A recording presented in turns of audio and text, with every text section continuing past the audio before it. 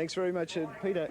Which we can just feel is starting to sprinkle right now. This is not exactly the right time for this. It's very bad timing for it to just change right on us now. So how are you thinking now? I'm not too worried about it because it just looks like it's a shower.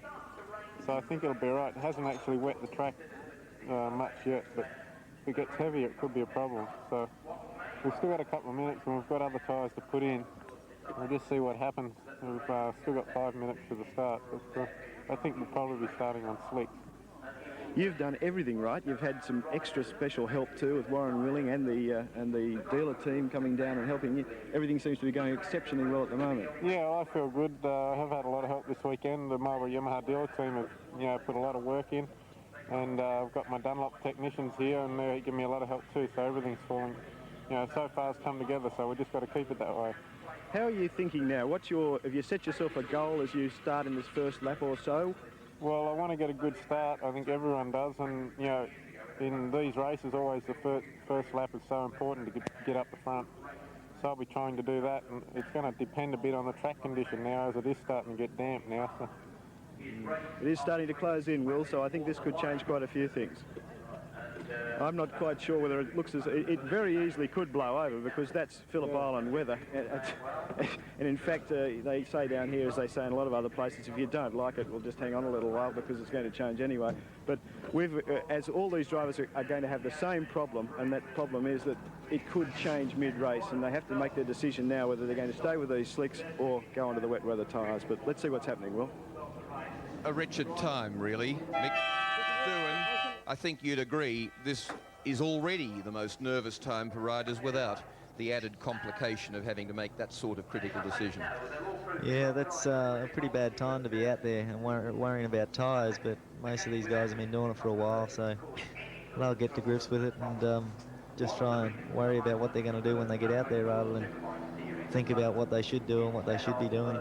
The weather conditions yesterday, Mick, with not just a wet track and patchy wet, but also those vicious winds that were coming up from all sorts of directions, and this circuit being very exposed to wind in some areas of the circuit, that would be as bad as you'd get anywhere in the world, wouldn't it, when it turns nasty here? Yeah, probably worse, I'd say, Will. But, like the wind catches these things and the wind can't get through them in any way, especially side on, so it just blows them off. It can actually pick the wheels off the ground and blow them off the circuit, so it is pretty scary being out there in the wind, but these guys got a little bit more weight than, say, a 500, but it's still tough. Down there, in the midst of the action, is Patrick Lindsay. With Rob Phillips, and Rob is in fact looking a little nervous today. You put a bit of pressure on yourself here. All your fans want to see you do well, but they're also very happy that you've done so well in this season so far. Yeah, I'm going to try. There's a bit of pressure. Just looking at the first turn. I want to be the first into the first turn and lead for the rest of the race, including the finish. Well, you went so close in the last round, didn't you, in both of those legs last time, and you really must be thinking you're really due for a victory here. Yeah, I hope so, yeah. Does it feel extra pressure? Is it a little unfair, in fact, in many ways, that you are in your home territory here, that there is a little bit more pressure on you? Yeah, of course, you've got to do well in front of your home crowd, and I'm not doing so well at the moment.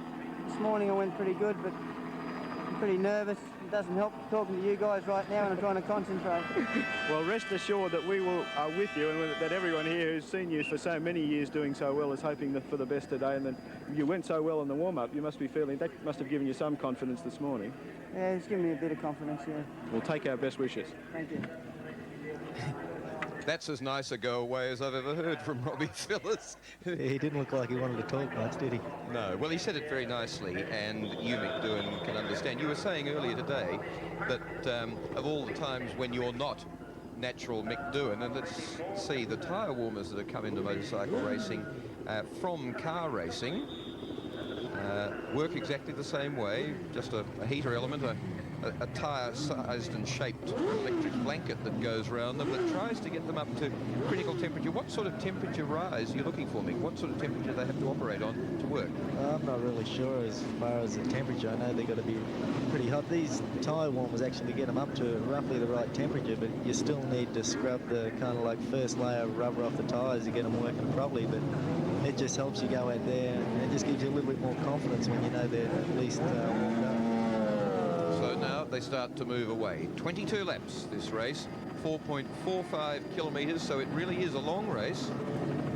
Not much shorter than the 30-lap World 500 Championship Grand Prix, but they're going to do two 22-lap races today.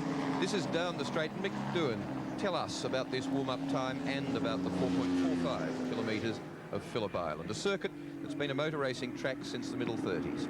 Yeah, these guys out here now, they just be cruising around and trying to get their tyres like scrubbed in and basically up to temperature, but just trying to wear the shiny bits off the tyres. And as far as anything else, I wouldn't think they'd be thinking too much other than trying to get a good start and trying to keep it all together. But basically, as you can see there, no one's really leaning the bike over a great deal at the moment. They're just trying to slowly get into it and get that shine off the tyres, because the tyres have got a protective wax on them when they come off the mould, and you're just trying to wear that off. Other than that, you kind of end up wearing your leathers out instead of the tyres. Do you start grabbing a bit of hard front brake to see what the limits are there, and to screw the throttle a bit hard just to see if it's still wanting to slide, or what? Not really. You just kind of you grab the front brake a little bit to put some heat into the front tyre, and you just basically lean the bike over as much as you feel comfortable to just, as I say, get rid of the wax what's on the tyres. And then, like, these guys have all ridden motorcycles for a long time, so they've got a basic idea of what the tyre is going to work like, and they just go from there. Used to watching bikes racing around this track, of course, a warm-up lap looks slow, but they're still moving fairly hard, aren't they, as they come down off Lukey Heights, around here past where Kevin Schwantz crashed, lap 1 of 1989, the 500 Grand Prix, and then the long sweeping bend that brings them back to the pit straight. Well, this last corner here, you can see now, I'd say the Superbikes, the Grand Prix bikes are coming off this corner at about 240k, so these guys would probably only be about 10 kilometres slower than that, so it's a pretty high-speed sort of a turn, 230k. Impresses me. And the top speed down the straight for a Superbike, I think they were doing about, what, 250, 245 in qualifying? Yeah, I'm not sure. I think they have been clocked here at just under 270, 268 or something, which, you know, depends on the winds, which is pretty quick, 160 odd mile an hour, and you know, given a longer straight, the bikes would go quicker, but basically the speeds determine how fast they get off that last corner. Yes, and the problem yesterday, sometimes a headwind as they came down this straight, so that I believe Peter Goddard sometimes wasn't popping his head up into the airstream till about 100-metre mark. Yeah, I think he wouldn't be doing that anyway, because you don't really want to sit up until you've grabbed the brakes, and you know, I think the 100-metre mark's, you know, well safe enough to be sitting up there. So looking across the front of the grid, we'll have Peter Goddard on 37, Michael Dowson on 10, Rene Bonges on 50, Fabrizio Pirovano on 4, Stefan Mertens on 2, second row McElnay on 19, Scott Doohan 25, Terry Reimer on 7, Rob Phillis on 11, Raymond Roche starts the third row on 3, from Jari Zuonen on 9, Brian Morrison on 29, Steve Martin on 46, Slight on 14, Campbell on 16, O'Connor 38, Darrell Beattie on 20 as they get away now for round 1 of the 2 of this 12th round, heat 1. 36 bikes jostling for position, and fighting for the lead is Dowson, but in there too Pirovano. Phillis got in there third, not first. Looks like he's going to second. He's trying for first. So the Kawasaki's braking, and Goddard from pole position, fighting to get back into the battle, not getting away so well. 2 green Kawasaki. I think Phillis out in front, 2 Australia. Phillis has just taken Dowson. We'll see what happens here on the brakes, but Phillis is pretty determined. He was pretty consistent this morning with his times, and hopefully he can have a win. I don't think he's scored a win this year, but he's been, as you were saying before, he's won a round, but he's had some really bad luck this year. No, I was going to say he won, of course, the Superbike race here and set a new lap record, chiseled a couple of hundredths of a tenth off a couple of hundredths of a second off Mel Campbell's record. But yes, he's really not lived up to his ability and to the promise, has he, in the World Championship missions? Well, it's not like, yeah, well, I guess you could look at it like that, but he's also hasn't had a real good run, and had a bit of injury, and that's just kind of held him back for a while, and now he's got his confidence back, and he really seems to be going for it. Yes, that was a good fight up into the lead halfway through lap 1. like, look at him. He's got a second at least on these guys at the moment in the first lap. Yeah. So Phyllis leading from Michael Dowson. 22 laps the journey. And Goddard into second place. Dowson back into third, so Goddard is out after him. Yamaha chasing Kawasaki. And fourth place, Pirovano.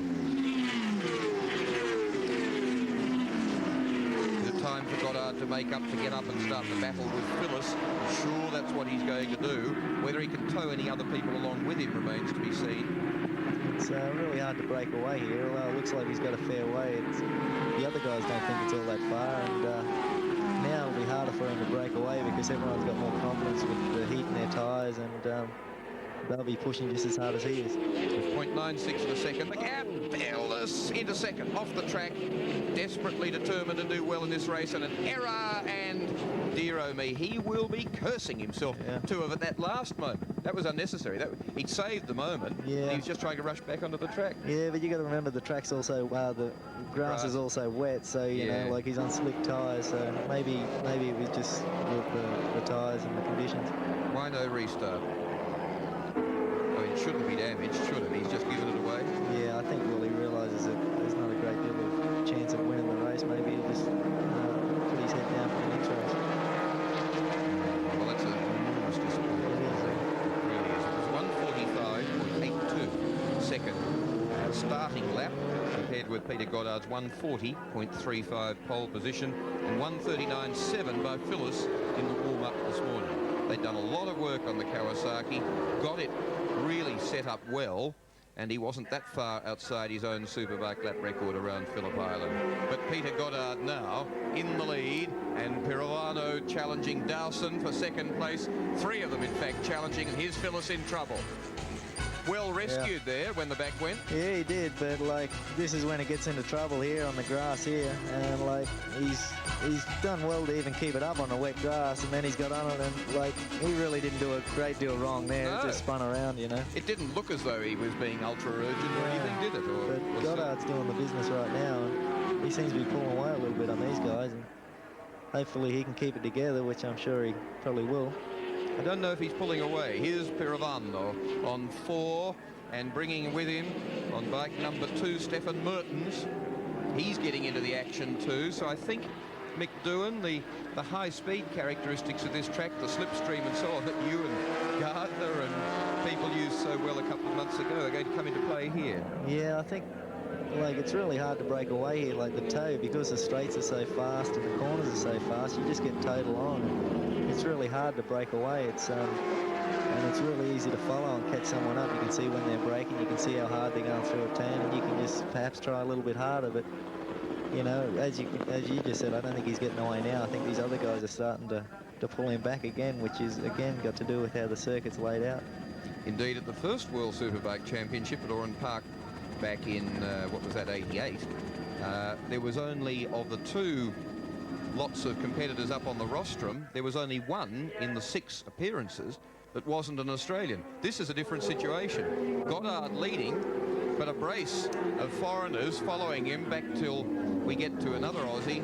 Michael Dowson now in 4th place, Pirovano and Stefan Mertens 2nd and 3rd, and up into 5th place comes Terry Reimer on 7. He's not to be discounted. The big rangy Englishman, a very good rider indeed, and back in 6th place behind him is number 25. That's Scott Doohan, so he's going well too. Doohan very keen to get among them. You'd know better than anybody what he's been up to and what his goals are for this meeting, Michael. Yeah, I think he wanted to finish in the top 5, so at the moment he's looking pretty good, but he's just got to keep his head down and just go for it, I think. Like the rest of these guys, they're all out there trying to do the same thing, so his job isn't going to be easy, but you can really tell these Europeans, they didn't qualify too good, but like they're up there now. It's once the green light goes on, it's a different story. Goddard being hauled in here by Pirovano on the Yamaha. Similar bikes. They're basically kitted bikes, aren't they, using factory parts? There's Michael Dowson in 3rd place on 4th. I think basically Pirovano's and Goddard's machine are factory supplied bikes, so they're actually a little bit more special than the basic FZR with the kit on it. But they're both Scott's riding them well too. That's Scott Doohan, of course. 7 we saw briefly there is Terry Reimer, and 19 Rob McElnay getting into the hunt. One who's well back in qualifying, Darrell Beattie, blew an engine, had to get a replacement motor. He went so well here at the Grand Prix meeting on his 250, and now across the start-finishing line, just 0.6 of a second between Goddard and second placed and chasing number 4, Piravano. There they are, looking across through that high-speed right-hander till now they come into this tight looping back left. Tell us the importance, Mick Doohan, of this part of the track, a very fast section of corners. Yeah, again, the middle of the corner's not that important. It's just getting off the corner because it's such a long straight. Through here on the Superbike, it'd just be flat out in 5th gear, which would be anywhere up to 250 kilometres an hour, I guess. And this, the knee on the ground. Yeah, bike sliding around a bit. But that's part of the fun of it again. You know, like this is hard acceleration in 1st gear, up to 2nd, and he'd be staying in 2nd around here. And this is critical too. All this section, he'd be out of here and into 3rd. Whoa, a little bit too much gas, and into 4th. Maybe up to 5th, I'm not sure what he's running through here. And then that's pretty well flat out through there. And back down 2 gears, I guess, for this part of the circuit. Has got a seam in it, which is pretty easy to crash, and as you can see, it rises over the top there, which is pretty easy to get off it also. But these guys Peter seems to be doing it pretty easy at the moment, but as you said, Piravano's catching him and he looks into a good race. Yeah, he looks tight to me behind. He's not using as much track as Peter, and watching and stalking him a little bit, I think. It's an interesting contest. Yeah, I think, well, there's still a lot of laps to go, so he's probably watching Peter, and Peter's doing a bit of sliding, which I don't think worries him. I think he could probably do that the whole race, but Piravano's probably having a look and seeing where he can pass him, and maybe going to put that into action a little bit later. But Mertens is hanging in there too. He's a hard charger. I'm sure he won't want to let him get away. Interesting, Mick, that back in 7th place is, or is it 8th place, is Darrell Beattie. Now, he's come from a dreadful grid position. He qualified back on, 17th grid position, and he's up into 8th place. I wonder if he's on the charge. They took a gamble on the setup of the bike this morning, changed a lot of things. Perhaps it's working. I spoke to him this morning. He said it felt a lot better in the warm-up, and his bike, the engine didn't really run too well yesterday, so they changed the engine last night. I don't think it's as good as what he was using, but it seems to be good enough at the moment. But he had odds against him starting so far down the pack, but as you said, he's pushing through, and hopefully he can get up there and at least. Indeed. Well, he's been here pretty quickly in the past. Back at the Grand Prix meeting, 1:37.8 on a 250 Grand Prix bike, as we see now. Not only Piravano on 4, giving Peter Goddard some hustle, but also from behind, Stefan Mertens, the Belgian, who took a very nasty injury a year or so ago, badly banged his leg about, coming there, up to Hassel as well. He's in 3rd place, Dowson's in 4th, Dowson on number 10, the initial race leader. Then it's Terry Reimer, Rob McElnay on 7 and 19, 20, Darrell Beattie, and 3, Raymond Roche. So he's not out of it either. 22-lap race, and 6 covered so far. The leading pair again. Sideways and wide. He didn't have much room finally for his exit, did he? The white line was saying he'd better stay there.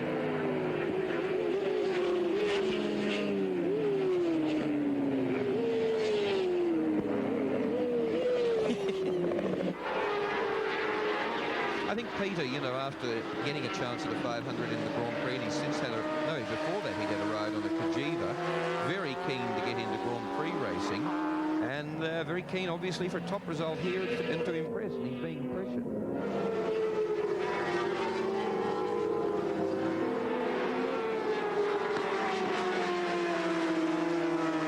Yes.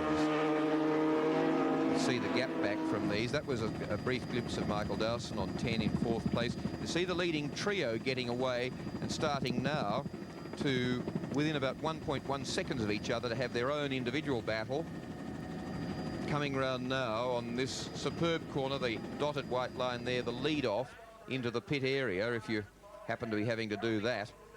Goddard from Pirovano and Stefan Mertens, 37 from 4 and 2, complete lap 7, 1/3 of the distance. And let's find out from Robbie Phillips what happened and how disappointed he is. Rob, what did happen? Yeah, okay, they're just coming past. What did happen there, mate? Hey? What actually happened there? What happened when you lost it there? I just went down on the corner. Wait until the bikes go past. I can't even concentrate. Yeah, obviously, Rob's very, very disappointed, but here they go now. Yeah, I went in on the corner, and I went hard on the brakes as I was trying to make a break. I went back to first gear because I wanted to come out of the corner really fast. And locked the back up because I went back too early to first gear. When I ran off the circuit, got it under control, turned around to come back on. And just before I come on, I spun it out in the grass and broke the handlebar off. And the thing laid on its side revving, so I don't know whether I've damaged the engine or not, but I know I'm pretty cranked. I'll make up for it in the second one, otherwise it'll be a spectacular crash, one or the other, I can tell you now. Thanks, Rob. Poor Robbie. A really lovable guy. His wife Carol in the pits with him. The kids coming to the meeting today. They've been staying with Grandma for a while. And really a family guy. Carol very much a part of his racing. And racing really is just about his life. And loves it. But Peter Goddard, younger than Robbie by a good few years, 26 years old, leading these two imports, the Italian on 4 and the Belgian on number 2, back in 3rd place behind him, and all shaping for battle, Mick. Yeah, these three guys are breaking away from the next pack, but hopefully these guys will closen up with the next few laps and get things a little bit more edgy than they are right now. It's a bit of a procession right now, but I think within the next few laps they'll probably closen up, or hopefully, and they'll make things a little bit more exciting. It even looks like these two guys are leaving Stefan behind now. Yes, he's having a bit of difficulty, isn't he, staying with them. It's just there, but he can't quite get in among them. Oh, Peter's pushing this thing pretty hard. He's going well. So completed 8 laps now. They're on their 9th in this 22-lap race. Goddard from Pirovano and Mertens. Further back on number 10 is Michael Dowson. In 4th place, 7, Terry Ryan. 19, Rob McElnay. 20, Darryl Beattie. 3, Mal Campbell. 16 is in 9th place. That's Mal Campbell. And 3, I said wrongly, with Raymond Roche in front of Mal Campbell. And then in 10th place on 25 is Scott Doohan. So he's got to get a shake on to get up into the top 5. Hard company and a hard racetrack. He had a terrific time here, didn't he? In the Australian Championship round at the end of the beginning of the year. He had some bad luck at the end of it, but he ran very hard and fast. Right, yeah, I'm not sure. Well, I wasn't here. No, you're busy. I didn't really see much of it. 4th place, Michael Dowson. 5th place, Terry Reimer. 7. 6th place should be McElnay. That's developing into a battle back there. And in fact, it's changing because it's Darryl Beattie on 20 is immediately behind Terry Reimer. Reimer's on 7. Beattie's come up to the next place. He's got Mal Campbell with him, and they've pushed Raymond Roche, the World Championship point score leader, back to 8th place. So they're on the charge, and I think not to be discounted in the ability of them here. Look at Young. Well, I was going to say Young is on 20, that's Beattie, but he's got Campbell, the senior man of the team. One says tentatively nearly double his age. 20-year-old Beattie, about 38 years old Mal Campbell. He's prepared to admit to about 34, I think. For the last 5 years. But Mick, as hard a fighter as you'll ever get, isn't he? Yeah, he's determined. He's a good rider, but as you say, he hides his age a little bit, and there's no need for it, you know. Like, the guy's a good rider, and like, with the age he is, afraid to say his age. There's not too many guys his age you can do what he can do. No. So he's going well. Raymond Roche there on the Ducati, the V-twin. Everybody loves the sound of it, loves the way he rides it, leading the World Championship point score. Maybe Raymond might be just using his head a bit here, because there's 80 points up for grabs in these last 2 rounds, and he's 60-odd points in the head, so he wouldn't want to do anything stupid. No, but he will sacrifice some, quite obviously, if he stays back there. But still not enough for Pirovano to catch him in the championship, or Stefan Mertens. We saw in there briefly too, red bike 50 is Rene Bonges. And there's that battle. The master and the apprentice, if you like, the man who on this superbike can't get around Phillip Island on 20, Darrell Beattie, as quickly as he got round here on a simple little two-cylinder, two-stroke, quarter-litre machine. He said the big difference really is the cornering speed of the 250. He hunts it into the corner very fast, and on the superbike he was tending to go in too hot and lose speed, come offline, the thing wouldn't turn properly. And he said, I've got to get in just a fraction slower and gas it probably more, get the exit faster. Yeah, a lot lighter too, almost 70 kilos lighter. And top speed actually isn't that far off these things. No, that's right. They'd be very similar, wouldn't they? And like braking's a lot later, and the whole thing's a lot easier to ride, I guess. But like not easier as in terms of technique, easier as in physically. Yes. And yes. And that it does everything the way it's meant to do. It's optimised. Yeah, it's not a street bike; it's a proper racing bike. Yeah. And but I'm sure Malcolm won't want Darrell to get by him here. But then again, Darrell will be determined to beat the old man, so he'll be out there. They'll be both fighting against each other all the race, I guess. Great friendship between the two. In fact, really, Mal does help him. This is the race leader coming around to complete 11. It's still Peter Goddard. So he's up to half race distance. He's still fending off Pirovano and also Stefan Mertens. They're still going with him, and they still can't quite find that little bit of ground that you can see there, perhaps 6-7 tenths of a second, to get up there, to get really towed along by his slipstream and to put some pressure on him, to try and get underneath him in the entry to corners and pinch his line. And at the moment, Goddard, for all that they're close, is really able. He doesn't have to ride defensively at all, does he? No, he's running pretty well. He's doing consistent 39, so he seems to be maybe making a break on these guys. Maybe he might pull it off, but there's still a long way to go. And but at the moment, he's pulled back out a little bit of a gap on these guys. Good effort by Goddard. You've trying to check myself. You wouldn't have raced much against Peter, would you? No, I've done a little bit of racing with him, like in '87, just on 250 production machines, and I've only raced him once, I think, in the Swan Series on a superbike. And other than that, we've always been on different style machinery. Like, you know, I've either been on a better bike than him or in a different class. So basically, it was only in 250 production days when we rode against each other. He was really your replacement, wasn't he, in the local Marlboro Yamaha team? Yeah, when I got signed up with Rothmans Honda, he took over my position in the Marlboro team, which is quite good, and I think everyone's pretty pleased with him down there.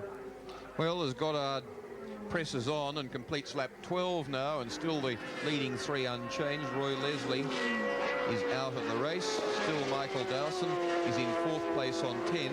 5th behind is the close company, Terry Reimer, Mal Campbell, Darrell Beattie, Raymond Roche, Rene Bonges, as they go through, and they're really in quite close company, those 5 bikes. This, though, is the battle for the lead. Coming round towards Honda Corner, sweeping through this fast one, which is where Eddie Lawson got into trouble early on when he ran into the back of Kevin McGee's bike in '89. And there's 4th place Dowson. Here's this battle. Reimer, 7. Mal Campbell, 16. 20, Darrell Beattie. 3, Raymond Roche. And then Rene Bonges on 50. Good close company there, and Roche having to press pretty hard. The Torquay V-twin kicking the tail out there as he gets onto the throttle a bit early.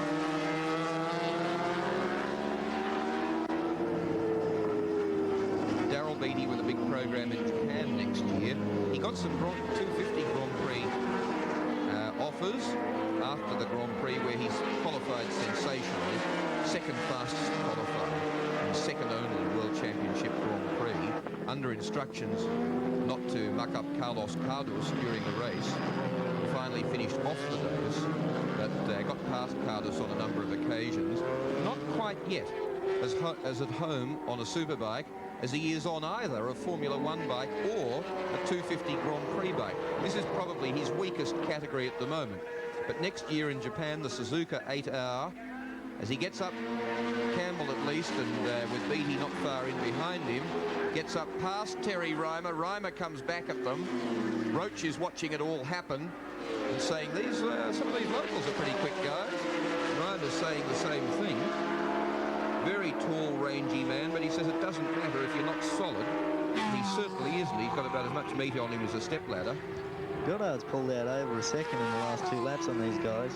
So he seems to be... Mal Campbell underneath and got past him. Yes, so Goddard building on his lead. Darrell's going for it. Pardon me, but I want to use all the racetrack. And got him. Pretty cheeky in there because he was offline, wasn't he? But he was able to get out of the corner still well. He just kept his line. They went out wide and just stayed there, which is good.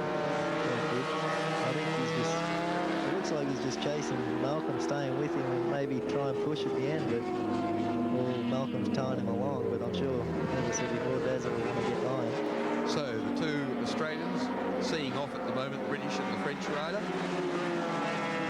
Campbell from Beaton, 38 years old versus 20.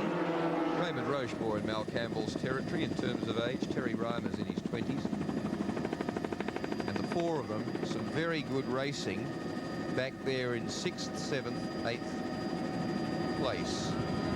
In fact, 5th, 6th, 7th, 8th. Goddard, 3 seconds ahead. There's the gap. Very briefly from the air. Campbell from BT, from Reimer, Roche. 5th, 6th, 7th and 8th. In front of them, Goddard now building on his lead over Piravano and Stefan Mertens and Michael Dowson. So Yamaha and Yamaha in places 1 and 2. In 3rd place, Honda, Stefan Mertens. 4th place, Kawasaki of Dowson. This is the race lead. Goddard's pulling away all the time. Over a second on that, just that last lap alone. 3.5 seconds the advantage. So Peter Goddard starting to string it together and being helped here today by Warren Willing, and that's no disadvantage, as you'd know, Mike. Warren's a pretty clever sort of operator, and just having him here to help get his bike sorted out and a few other little bits and pieces would be helping Peter no end. To put Warren Willing in perspective, a former racer, very clever engineer, the man who in your days back in the local Yamaha dealer team was the race team boss. His brother Glenn now runs that, but then went on into the Kenny Roberts organisation for this year, and of course they won 2 world championships. They won the 250 with Wayne Rainey and the 500 with Wayne Rainey and the 250 with John Kosinski. And Warren very much in there in the 500 class. He's been there since 89. That's right. 90. But yeah, he's pretty good. He helped me out a lot. He helped me a lot. Probably helped me a lot to get a Grand Prix ride, which I appreciate that a great deal. Peter Goddard, the race leader. Better luck for him than for Anders Anderson on 5. He's out. Swedish privateer who's been here for several seasons in the World Superbike Championship, qualified in 12th place. There's firing engine for Anderson. Not so here for Stefan Mertens back there on 2, or Piravano here on 4. 2nd and 3rd place. And now I think, Mick Doohan, you were talking earlier, Raymond Roche thinking of the series situation and making sure he got some points. I think these two doing the same, saying this bloke Goddard is a bit of a problem and the risk's too great. Yeah, I think looks like they've let him go, or they just can't hang on to him. And I'm sure, as you say, there's only a point between these two guys, so Piravano will be wanting to hold off Mertens and vice versa. Mertens a fairly tall guy too. Piravano certainly not. Mertens is probably looks about 3 foot taller than him. But, some of the riders saying they'd heard a lot about it and seen television from it and so on, but they found the circuit surprisingly bumpy. More so than they expected. I think so. Like, it looks smooth on television here, but there is a few spots where there is bumps and whatnot. I think mainly because of all the car testing what went on here. But it's still, like in comparison to a lot of circuits throughout the world, it's still not as bumpy as some of those. But I think they just thought it was going to be really smooth, and they got here and they just changed their ideas about the place a little. I think they still want to enjoy the place. It's just that they had to compensate with a few bumps here and there. I would have thought after riding on Australian roads to get to it, they'd have thought it was lovely. Yeah, especially coming down here. So Peter Goddard rushing away on lap 17 now, 16 completed, 22 laps the race distance. Piravano on Yamaha, Stefan Mertens on 2 on Honda. Battling out for second and third place in the World Superbike Championship. No, that's not right. We're one further down from that. Peter Goddard handing out some riding to them today that they've so far been unable to wrestle with. There he is, off on his way, more than 3 seconds to the good. He is, from my observation, Michael, one of the hardest guys to get past. I've seen him in races where people have been a bike length in front, on his outside in a corner, and he's still come out of the corner in front, just refusing to let them past. I guess there's a lot of people like that, but... You've run up against a few, have you? Who are some of the tough guys? I think basically there's a lot of tough guys out there. It's hard to name a few of them, you know.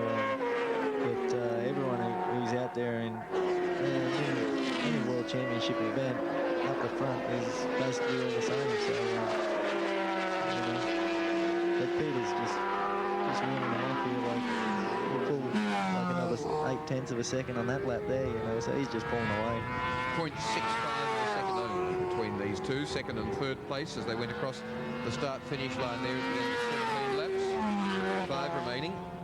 And in behind them is still Michael Dowson, 4th place. 5th place is Mal Campbell, 6th is Beattie, 7th is Roche. 8th now is number 50, and that's Rene Bonges. He's passed Terry Reimer. The rangy Englishman on number 7 has gone back to 9th place, and 10th on 25 is Scott Doohan. And still some 31 bikes running. Here you see Campbell, 5th place. Tempting a chance perhaps of getting up there with Michael Dowson, bringing along Daryl Beattie with him. Beattie running the sensible sort of race there. Mick Doohan of sticking in with him and letting Mal do the pacing. Yeah, it looks like it, doesn't it? But I think he's probably having a hard time. So have a look at this gap. That's Doohan. Dowson. It's not you at all, is it? No. It's Dowson in 4th place, and they following. There's 25, your brother Scott. Aaron's doing pretty well too. I think this is one of his first rides back since he ground his hand down through all attendance in Japan. Yes. Which is a pretty bad sort of thing. He was going really well, and I'm sure he'll get back up there, but I think he's doing well for his first ride back. I think he is, and what should have, you know, seemed to be just a drop, as you say, ground away the back of his hand, tore tendons and everything. At one stage, looked as though the hand has got it working fairly well, although it's not yet perfect. And I thought that Aaron Slight, in some of the Australian races I'd seen him in earlier in the year, was in quite sensational form, was really quite devastating. I think his career was about to take off. Yes. Unfortunately, I think it happens to a lot of people, but he's still young. I think he's only 24 or 25, so he's still got a long time to do what he wants to do in motorcycle racing. Here's Campbell and Beattie, 16 and 20, patiently been working away at this gap up to 4th place to Michael Dowson on the Kawasaki number 10. And they're making good use of it, and almost certainly, I think, going to displace Dowson. Is certainly going to argue about it. Too late for them to come from to get up and do anything about the group further forward. But they've started from bad grid positions, and Beattie with an engine blow-up, Campbell with a bike, but he sort of got caught up with wet tracks and the wrong tyres at the wrong time and staying out too long sometimes before coming in for dries. And so both ended up qualifying badly, and that's been a handicap that's been very hard to overcome. Unfortunately, the second heat will start from the same grid positions. Yeah. It doesn't relate to the finishing order in this one. There's Goddard. He's gleeful to have completed 19 laps. He has 3 remaining. He's well in command. He's still going pretty, he's still pushing hard, which is pretty good. Like he's pulling over a second on that, nearly a second and a half on that last lap, which isn't bad. He's really doing it quite easy at the moment. Yes, I'm sure that Peter Goddard's trying to reinforce and trying to say to them, yeah. I want a lighter bike than this with more power. Here's a 500 Grand Prix bike. 8th here a couple of months ago.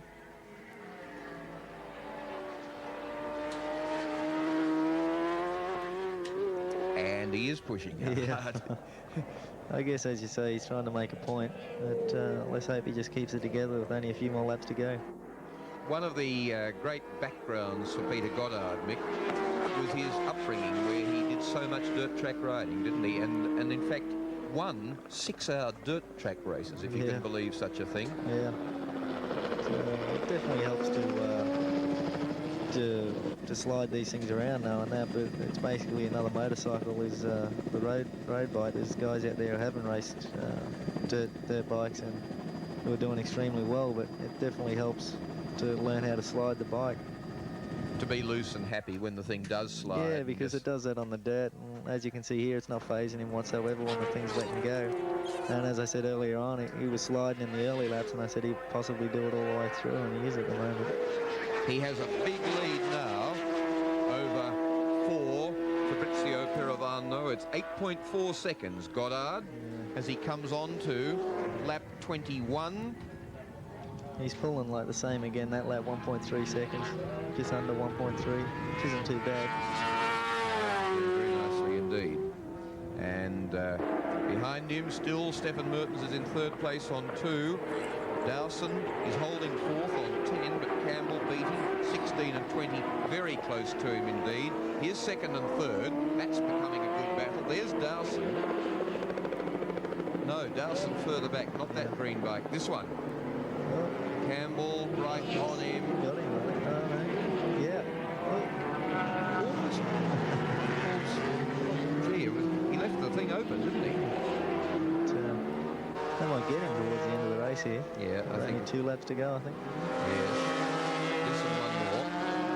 Campbell wants him. Beattie sitting in there too, starting to get urgent, saying, I want to be in this act. I'm not sure whether the Honda's actually got some speed on the Kawasaki. The Honda's a pretty fast sort of machine.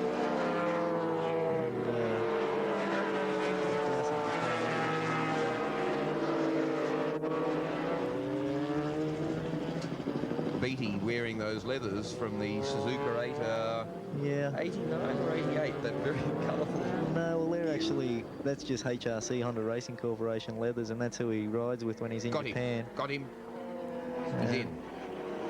And so he's just basically wearing them, and as you can see, Malcolm Campbell's just wearing an old Freddie Spencer style leather, so, you know, Darrell's sponsored by HRC, so that's the leathers he's wearing. Is now out on the final lap. He's completed 21. He's out on his 22nd. This battle for 5th place. Dowson back into the 5th position, so leading the trio. Darrell's just got past Malcolm. Here we go. He's got the lot. Dowson. Thank you, Malcolm. Thanks for the lead. You think that's what he said? I think he just got drafted. He got pulled along down there.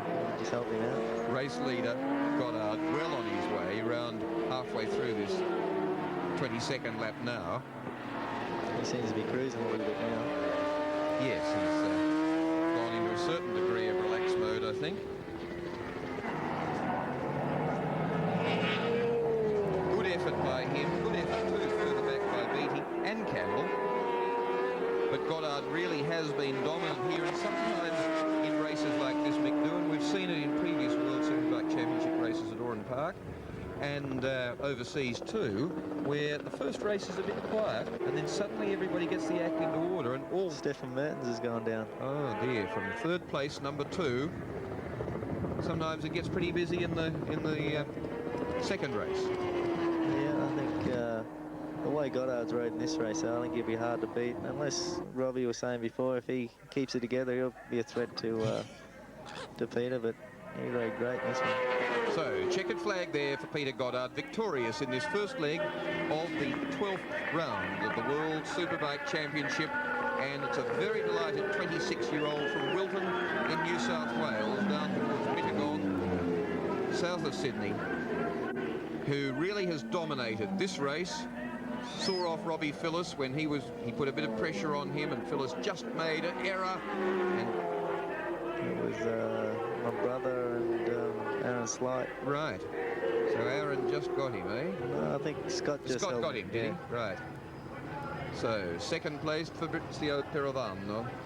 And, of course, Mal Campbell and Raymond Roche and Beattie and all those all move up a place by virtue of Stefan Mertens going down, so that the final result will be Goddard on 37 from Pirovano on 4.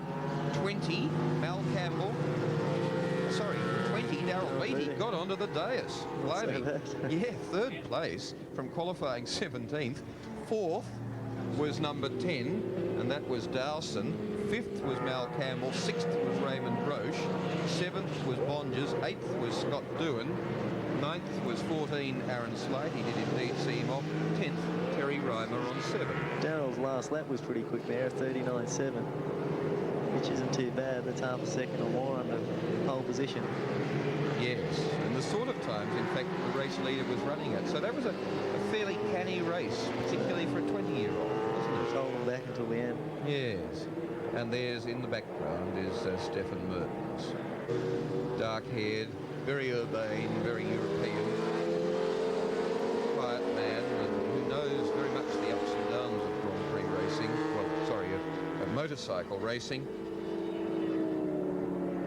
But Peter Goddard, the man of the moment, here at Phillip Island, delighted with that win, worked hard for it. He really never relaxed, never gave anything away, and on his merits beat the best of a very talented bunch of Australians and also the overseas riders. Aaron Slight there in behind him, and Scott Doohan just going away there in on the Honda. Aaron Slight on 14 drawing up beside him saying well done, and I'm sure Aaron's delighted to be back in the saddle of a race bike.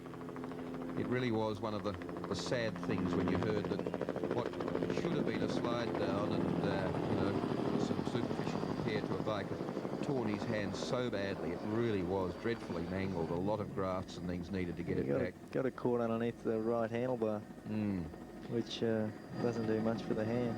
It doesn't do much for the fingers when the control mechanisms, the tendons for it, have been removed. But that's what happened to poor young Aaron.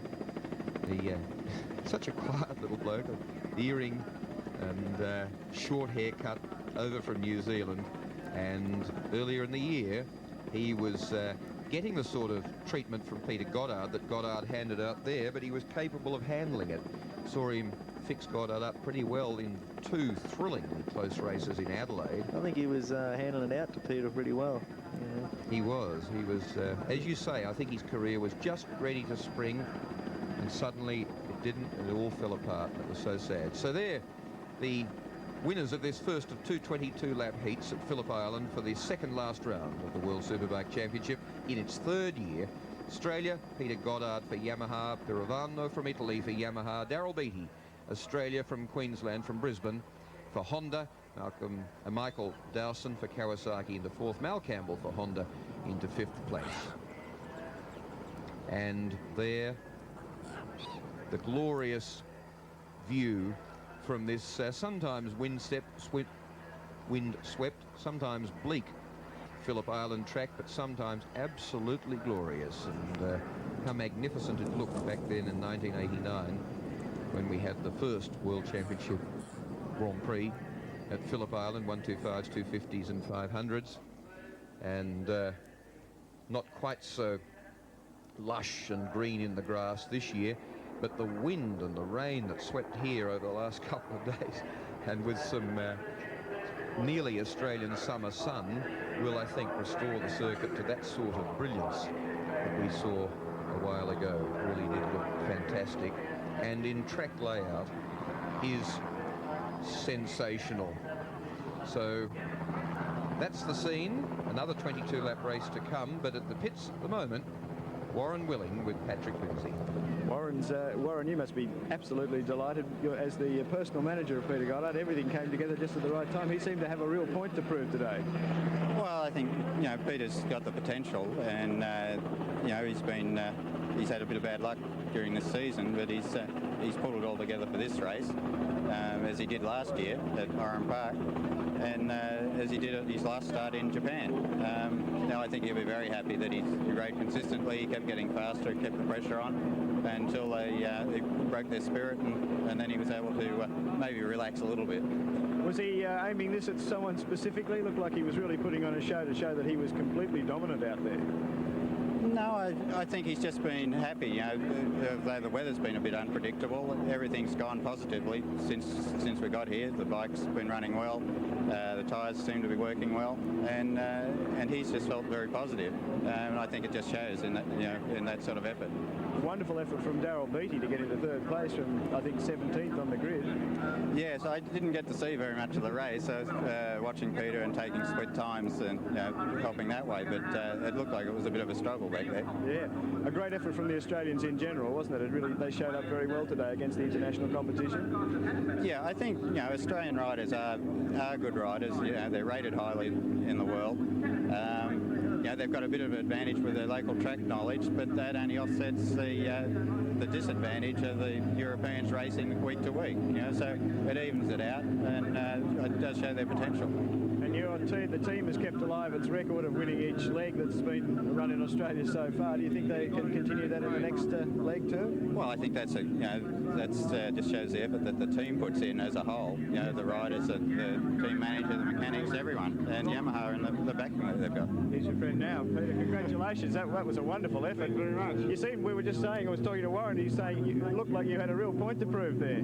Yeah, I think I did. I felt good. Everything was going good, and I was riding as hard as I could. And then towards the end, I knew I had a bit of a fuel problem, so I just backed that off a bit. So, but everything worked really well. The tyres were consistent and great, and you know, the Mulberry Yamaha was just fantastic. So I'm really happy. You must be delighted. I mean, you've kept alive that record of winning all the races in Australia, but also you've shown yourself up here. Were you aiming that at someone's spirit? Will was suggesting you were really putting on a show out there to show how dominant. Well, yeah. So far in this series, you know, I haven't had the greatest performance. I came second in Japan, but you know, I had a point to prove, and you know, I'm out here to do it. And everything's working really well. My bike's great. You know, the tyres are great.